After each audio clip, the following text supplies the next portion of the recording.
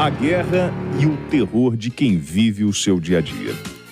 O grupo radical islâmico Hamas bombardeou no sábado, no dia 7 de outubro, Israel em um ataque terrorista, deixando centenas de mortos. Foram disparados milhares de foguetes de Gaza em direção a Israel. Militantes armados derrubaram as barreiras israelenses de alta tecnologia que cercavam a faixa, iniciando ataques por terra com reféns. Combatentes também entraram em Israel pelo mar. Na época, o primeiro-ministro de Israel, Benjamin Netanyahu, declarou que a guerra ia acontecer e afirmou que os palestinos pagariam um preço alto pelo ataque e que a resposta de Israel a Gaza mudaria o Oriente Médio. Conversamos agora sobre o tema guerra e a situação das pessoas que vivem na área de conflito com o coronel Robson Farinazzo, reserva da Marinha Brasileira, piloto de aviões, expert em tecnologia aeronáutica e criador do canal Arte da Guerra. Coronel, muito boa tarde, obrigado por atender a Itatiaia. O senhor me ouve bem? Boa tarde, William. Boa tarde, ouvintes da Rádio Itatiaia. É um prazer falar de novo com você, William. Alegria minha, coronel, mesmo sendo um tema difícil, nós estamos nesse momento da negociação, né? O Hamas pedindo aí combustível, alimentos, medicamentos e água. Porque sem a ajuda de Israel, porque a água, o coronel, até para a gente tirar essa dúvida, a água e a energia que abastece a faixa de Gaza, ela vem de Israel? A energia vem, a água eu não sei se eles têm poços artesianos ali, mas você tem que olhar uma coisa, né? A partir do momento que você tem mais ou menos 1,8 milhões de pessoas confinadas numa área de 360 quilômetros quadrados, você não vai ter uma água potável para todo mundo, há uma natural contaminação por uma série de fatores aí, né?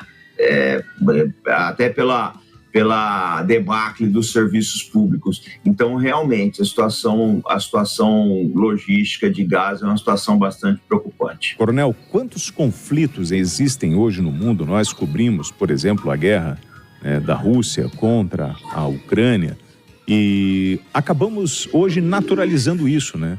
A população que não está no território em conflito acaba assistindo como se fosse um videogame. Mas a guerra, ela é muito cruel. Quantos conflitos nós temos no mundo hoje? O tamanho desse sofrimento, coronel Farinazzo? Olha, eu não tenho o número preciso porque a gente precisa quantificar assim, até pela intensidade e outras características dos conflitos. Mas seguramente são mais de 50, né? Então nós temos muita coisa acontecendo na África, alguns na Ásia, em Mianmar mesmo, nós estamos tendo uma crise pesada. E o próprio conflito da Ucrânia, que também não tem hora para acabar, né? E a gente precisa lembrar que a guerra da Síria e a guerra do Iêmen são guerras enormes. A guerra da Síria já gerou mais de 5 milhões de refugiados e a guerra do Iêmen é uma tragédia humanitária gigantesca. Esses conflitos não acabaram, eles continuam existindo aí. Tem outros também, mas só para falar dos maiores, né? Coronel Farinazzo, quando Israel suspende o abastecimento de alimento, água, energia, isso é uma estratégia de guerra para fazer o povo se rebelar contra o Hamas? Não, isso é um crime. É um crime? Não é uma estratégia de guerra, é um crime. Você não pode prejudicar a população civil. Isso aí não... E como... Alguém pode encarar isso como estratégia de guerra, mas isso é sujeito a convenções internacionais. Você não pode penalizar a população civil para atingir objetivos militares. E quando o Hamas sequestra... Igualmente um crime. Igualmente um crime. Só que nós temos que olhar uma coisa, William. Duas coisas certas não fazem uma terceira, né? Duas coisas erradas não fazem uma terceira certa.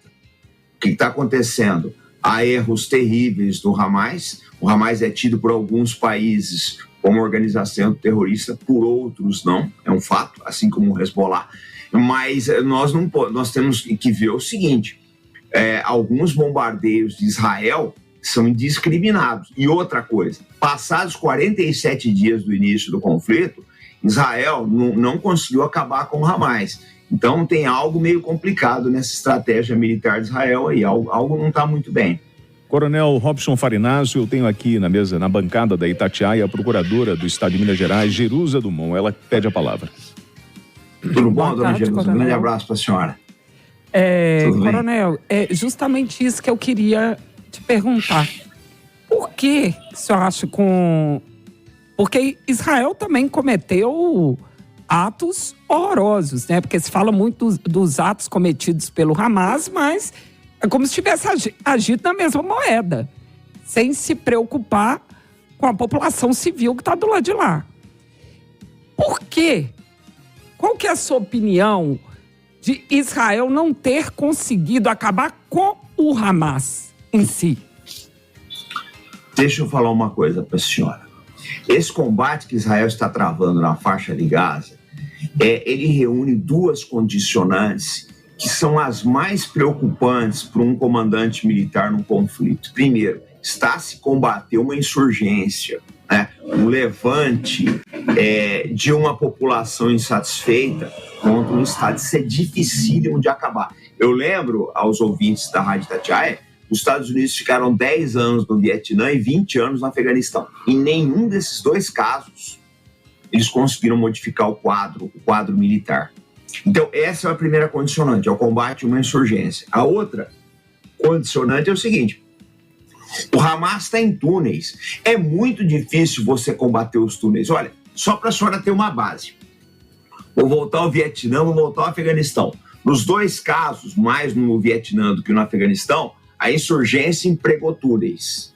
E os Estados Unidos fizeram de tudo, todo o aparato tecnológico que eles tinham para enfrentar esses túneis, eles usaram. Os americanos não estão mais lá, mas os túneis ficaram.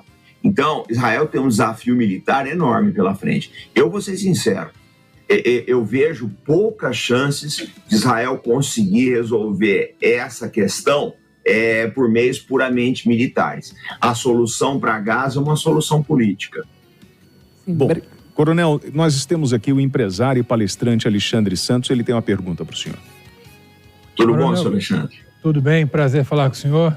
Parabéns pela sua carreira. Eu estou aqui, ia perguntar a respeito dos túneis, porque também me incomoda muito essa informação de que o Hamas utiliza de escudos humanos, utiliza de túneis embaixo de hospitais, que teria reservas de combustível em grandes volumes, mas em áreas que realmente não poderiam ser acessadas porque estão debaixo de áreas de uso de civis.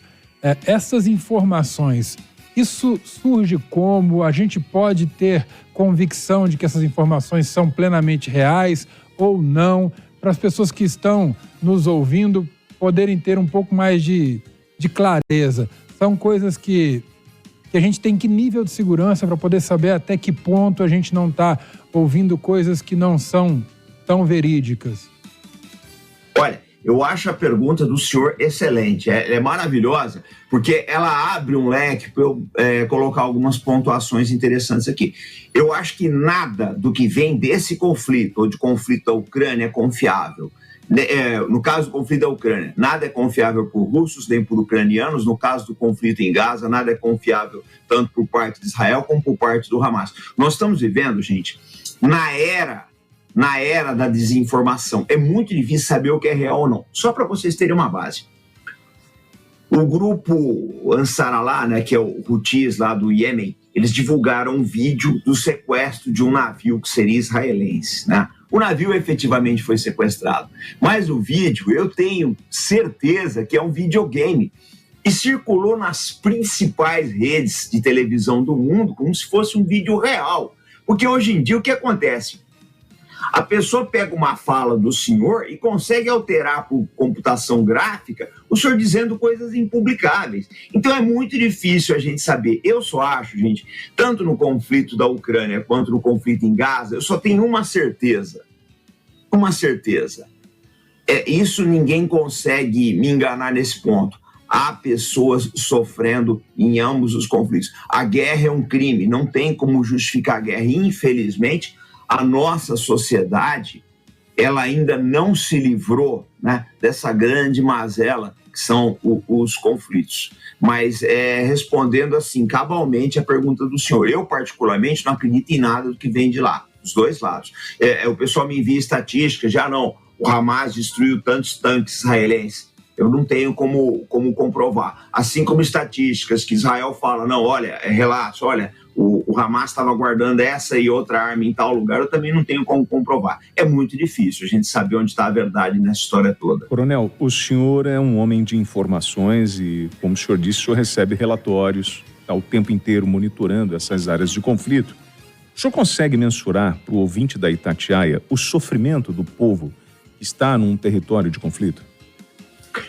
William, é pavoroso. Você para pensar o seguinte, né? Eu vi as cenas das covas coletivas, né? Aquele monte de corpos alinhados ali em sacos plásticos, etc. É um negócio horroroso, porque Gaza já era um lugar de sofrimento, né? Aquilo ali é uma prisão a céu aberto. Então, o que acontece? As pessoas não tinham emprego, não tinham condições, não tinham nada. E agora vem essa guerra, você imagina o que é, por exemplo, uma pessoa que ela tem que fazer hemodiálise, a pessoa vai morrer. Uma pessoa que tiver que fazer hemodiálise em Gaza, ela está morta. Né? É um fato, ela vai morrer mais cedo ou mais tarde. E outros casos que a gente vê. Agora, é preciso colocar uma coisa, tá, William? É bom os ouvintes da Rádio Itatiaia saberem disso, porque isso é pouco divulgado. Em Gaza não existe apenas o Hamas como grupo insurgente, são outros 16 grupos além do Hamas, tá? Inclusive o Estado Islâmico está presente ali, as células do Estado Islâmico. Não, assim, de uma forma, numa escala grande, mas eles estão presentes ali. Você ouviu na Itatiaia o coronel da Marinha Brasileira, Robson Farinazzo. Coronel, obrigado pela gentileza em conversar com os ouvintes da Itatiaia. Eu vou pedir ao senhor que aguarde um minutinho para a gente continuar no intervalo interativo dentro do YouTube. Muito obrigado, coronel. Obrigado, William. Um grande abraço para você. Prazer em te rever.